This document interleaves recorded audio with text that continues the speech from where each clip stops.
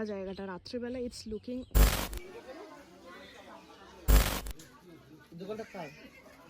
আর আমি এখানে 12 মাস থাকি, দোকানটা আমার একদিন কেন, আমি আপনাকে যে মিথ্যা কথা বলবো।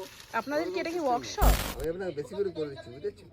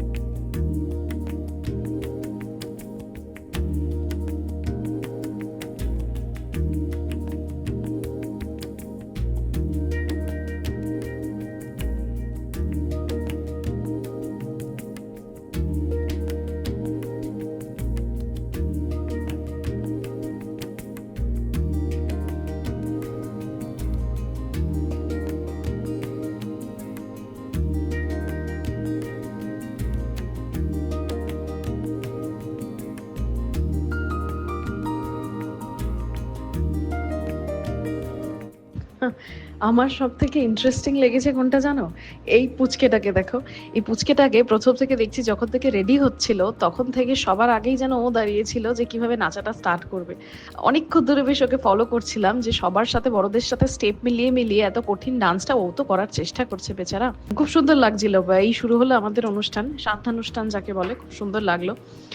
দেখো ঘুরে ঘুরে ওরা পুরো নাচটাকে কভার করছে। সন্ধ্যাটা খুব ভালো কাটছে ইনফ্যাক্ট দেখতে। এটা কি তো ধামসা মাদল বলে পুরুলিয়ার। বাজনা, যে বাজনাটা বাজাচ্ছে সেটাকে ধামসা মাদল বলছে। যাই হোক, কি অপূর্ব লাগছে। সব থেকে বড় কথা, দেখো ওরা একসাথে লাইন দিয়ে যেরকম ভাবে গাইতে গাইতে নাচটা করছে, আর মানে ভালো লাগছে। আর কিছু বলার নেই, এটাকে শুধু উপভোগ করার আছে।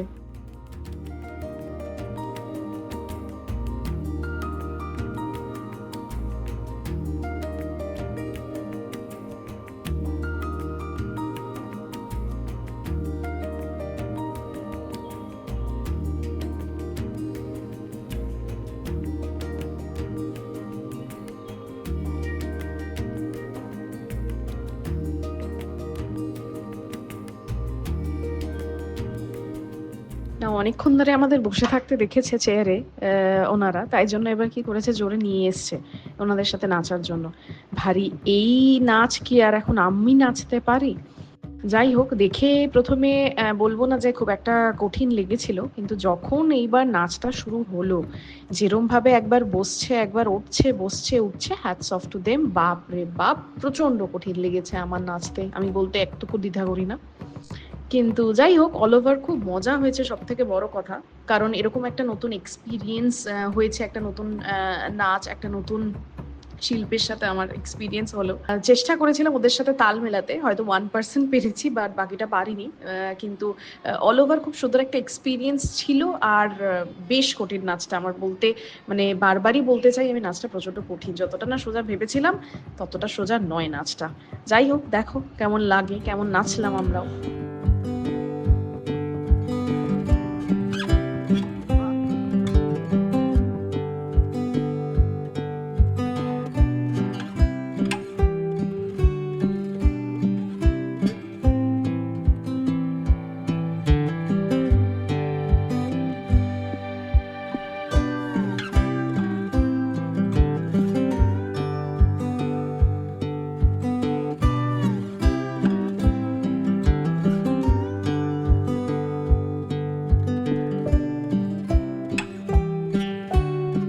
এডিট করতে করতে যেটা আমি দেখলাম, একটা জিনিস না বলে পারছি না, বলে একটা ডান্সার আর নন ডান্সারের ডিফারেন্সটা বোঝাই যায় এখানে। আমি নাচ করেছিলাম বিগত আজ থেকে 10 বছর আগে, তাও for some period of 6 months, যখন আমি ডান্স করেছিলাম, আমি ভারতনাট্যম শিখেছিলাম। কিন্তু সে ঠেলা তো আজ মনেও নেই, আমার স্টেপসও মনে নেই, বা হাতের কার্ভসও কিরকম একটা সুন্দর কোমল করে যে ঘোরাতে হয়। বাট এই যে আমার পাশেই যাকে দেখতে পাচ্ছ বাচ্চা করে মেয়েটা, আমার হাজবেন্ডের কলিগের মেয়েও খুব সুন্দর ডান্স করে। আর যেহেতু এখন মানে অনগোয়িং, আরো শিখছে, আরো আরো সুন্দর সুন্দর ডান্স ফর্মস গুলো জানে, তো ওর হাতের মানে যেভাবে সুন্দর হাতটাকে ঘোরাচ্ছে আর আমার হাতটা ঘোরানো, আমি এই দুটো দেখে মানে আমি এডিট করতে করতে দেখে মানে না বলে আর পারলাম না, জিনিসটা এত সুন্দর লাগছে। তো এটাই হলো অধ্যাবসায় বা প্র্যাকটিস, প্রত্যেকে যেরকম ভাবে এখানে সুন্দর একটা মুভ করছে, এটাই হয়তো এদের ট্র্যাডিশন, তাই এভাবেই চলুক। The next morning. কি অসাধারণ লাগছে দেখো এখানের এনভায়রনমেন্টটা, অপূর্ব লাগছে। এই হচ্ছে গোটা এনভায়রনমেন্টটা এখানকার, এত সুন্দর। এইখানটার হচ্ছে তোমার এই লেক যেটা আছে কাইন্ড অফ হালকা শুকিয়ে গেছে এইটা, আর ওখানে পাহাড়, সামনে জঙ্গল, অপূর্ব লাগছে। আর জাস্ট ইমাজিন, এই হচ্ছে গোটা জায়গাটা, ঠিক তার অপোজিটে এই হচ্ছে আমাদের টেন্ট, এইখানে টেন্ট, আর আমরা থাকছি এইখান, এই গোটা জায়গাটা রাত্রেবেলা। ইটস লুকিং অসাম, দারুণ লাগছে। যাই হোক, অসাম দিন কাটলো। It's day 3 at Purulia. আজকে আমাদের চেক আউট হয়ে গেছে অলরেডি, এখন টাইম হয়েছে 10:30 বাজে, এই চেক আউট করলাম আমরা। এখন আমাদের প্ল্যান আছে মাইথন ড্যাম যাওয়ার, তারপর বিষ্ণুপুর যাওয়ার, 2-3টে প্ল্যান আছে। এখনও আমাদের ব্রেকফাস্ট হয়নি, এখন এখান থেকে ডিরেক্ট যাবো ব্রেকফাস্ট করতে, ব্রেকফাস্ট কমপ্লিট করে তারপর আমরা স্টার্ট করব। ডে 2 আর ডে 1 দুর্দান্ত কাটালাম এখানে উইথ দিস অসাম অ্যাম্বিয়েন্সটা ছিল এখানের অসাধারণ, আর রিসর্টটাও খুব সুন্দর ছিল এখানে। যাই হোক, একটা সুন্দর গেট আওয়ে হলো, উইকেন্ড গেট আওয়ে। আজকে হলো আমাদের ফাইনাল ডে, যে 2-3টে জায়গা ঘুরবো সবটাই তোমাদের সাথে দেখানোর শেয়ার করব। আর এখন যাচ্ছি ব্রেকফাস্ট করতে, চলো দেখা হচ্ছে আফটার ব্রেকফাস্ট, টাটা।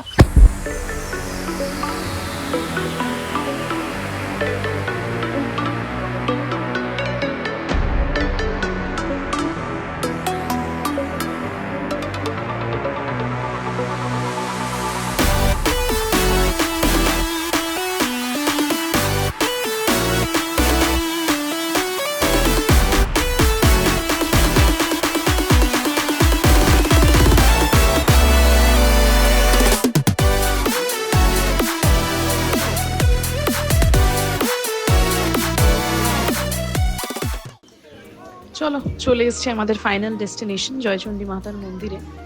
খুব সুন্দর মন্দিরটা। এসছি 2021-এ এসেছিলাম, আবার 2025 4 বছর বাদে আসলাম। কিন্তু সব থেকে বড় কথা, ওপরে যে সিঁড়িটা চলে যাচ্ছে দেখতে পাচ্ছ, ওটা হচ্ছে জয়চণ্ডী মাতার মন্দির। আসল ওপরে উঠছে, পাহাড়ে উঠতে হচ্ছে। কিন্তু আগের বারও আমরা ট্রাই করেছিলাম, উঠতে পারিনি। এবারও ট্রাই করলাম, উঠতে পারিনি। জানি না কেন, মা হয়তো আমাদের টানছেন না, না আমরা উঠতে পারছি না, জোর করে চেষ্টা করে। কিন্তু পাশের মন্দিরটা দেখেছি, অবশ্যই খুব সুন্দর লেগেছে, আর জায়গাটা তো নো ডাউট খুব ভালো লেগেছে। যাই হোক, আরও সব থেকে বড় কথা হচ্ছে এখানকার পাথর একবার দেখো।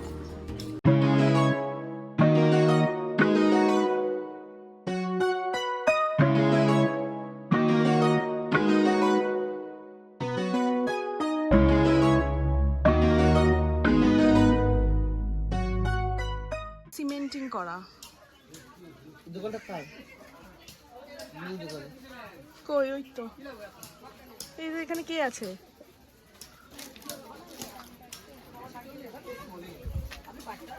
পাথরের লোকাল বাবা আছে নাকি? চল সামনে দিকে চল। এই দোকানটা কি ছিল না? এই দোকানটা কার? খেতে গেছে। কি লাগবে? এই লোকনাথ বাবা আছে কি? লোকনাথ বাবাটা কিসের? এগুলো কি পাথরের? এগুলো এগুলো পাথর না মার্বেল? এগুলো পাথরের গুঁড়ো দিয়ে তৈরি করা। পাথরের একদম পিওর পাথরের আছে? মার্বেল ডাস্টের তৈরি। চল।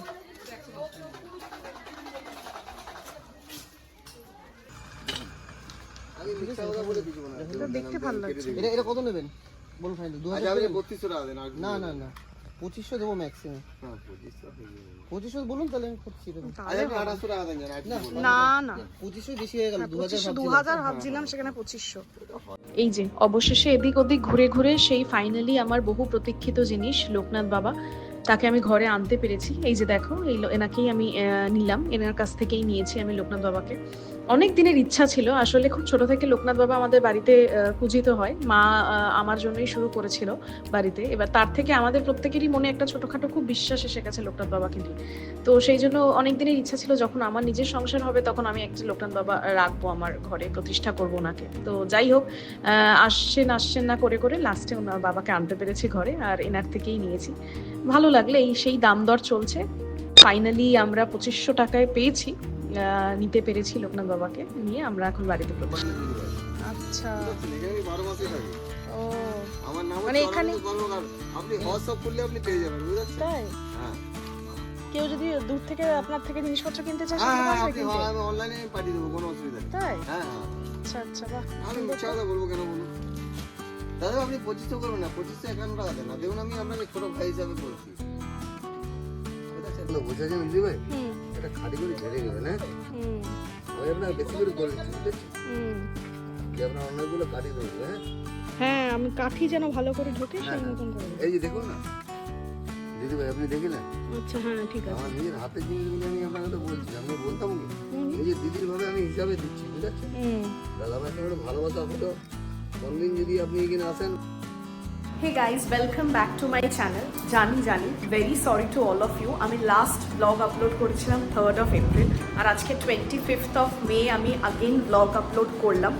বাট কিছু কাজ ছিল, there were few commitments যেইগুলো আগে অন আ প্রায়োরিটি বেসিস ছিল, যেটাকে কভার করার পর তারপর আমি আজকে এডিট করে ব্লগটাকে আপলোড করতে পেরেছি।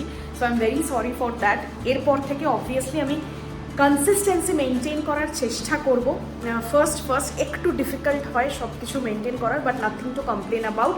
আমি চেষ্টা করব তোমাদের যাতে প্রত্যেক সপ্তাহে অন্ততপক্ষে একটা করে ব্লগ বা দুটো করে ব্লগ দিতে পারি, যাতে তোমরা দেখতে পারো about my life, about my lifestyle, about my day to day activities, because it's a daily blog channel. যাই হোক, পুরুলিয়া সিরিজ 3 দেখতে পাচ্ছ। প্লিজ জানাও তোমরা কেমন লাগলো তোমাদের এই ব্লগটা। পুরুলিয়া সিরিজ 1 আর 2 তো অলরেডি আগে আপলোডেড হয়ে গেছিলো। স্টিল আমি আই বাটনে লিঙ্ক দুটোকে দিয়ে দেবো, যারা যারা দেখোনি তোমরা গিয়ে একবার চেক আউট করে নিতে পারো। কেমন লাগলো তোমাদের কমেন্ট করে জানাও। যদি মনে হয় থাকে আমার কন্টেন্ট ভালো লাগছে, তো please do subscribe to sentience blog channel. And also যদি মনে হয়ে থাকে তো একবার ভিডিওটাতে লাইক করে যেও, কারোর সাথে শেয়ার করতে চাইলে ডেফিনেটলি শেয়ারও করে দিতে পারো, কমপ্লিটলি তোমাদের উপর। বাট প্লিজ ফিডব্যাক দিও যে কেমন লাগছে তোমার আমার ব্লগগুলোকে। আশা করছি এবার খুব তাড়াতাড়ি আমি নেক্সট ব্লগ আপলোড করে দিতে পারবো, আশা করি এত লেট হবে না। যাই হোক, till then please do like, share and subscribe to this channel and wait for the next vlog. Ta-da!